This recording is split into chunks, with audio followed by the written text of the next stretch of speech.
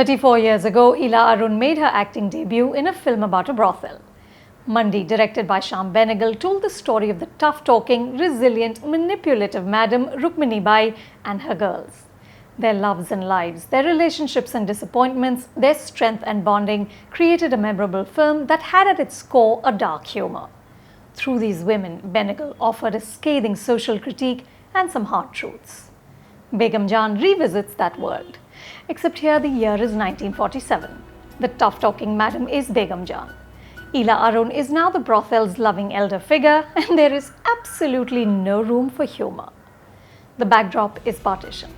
The subcontinent has been newly divided, and Begum Jaan's brothel is located on both sides of the Radcliffe line, which means one half falls in India and the other in Pakistan.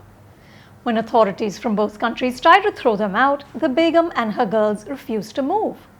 The Kotha, they argue, is the only place without division. There is no religion here or class. Here, there is only dhanda. Once the lights go off, all men are equal. जनाब, आप जिसे जुबान से कोठा और दिमाग में रंडी खाना सोच रहे हैं ना, ये मेरा घर है, मेरा वतन।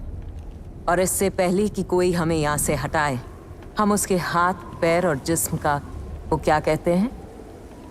Partition कर देंगे. It's a strong idea that has already worked in Bengali. Writer and director Srijit Mukherji, who also made Raj Kahini, retells his own story with a few changes, including a clumsy present-day sequence which underlines how little has changed for women in this country. Begum Jaan is better than Raj Kahini, mainly because Vidya Balan propels it. Begum Jaan is a fascinating character, at once ferocious and crass, but also affectionate and vulnerable. Vidya revels in her strength and stubbornness. She's loud, but she's also moving. Though I didn't really get why a woman this sturdy wouldn't just move and set up shop somewhere else.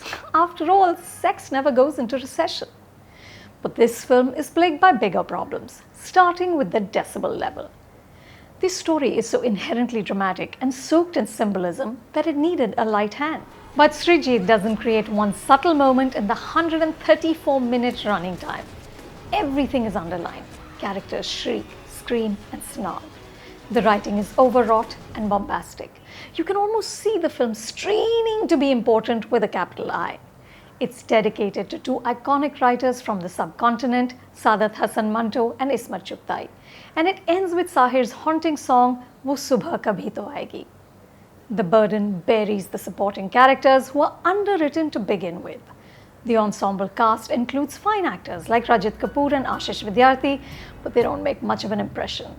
These two also struggle with awkward framing. Srijit shoots them in tight close-ups with only half their face on screen, a reflection perhaps of the divided country. It doesn't work.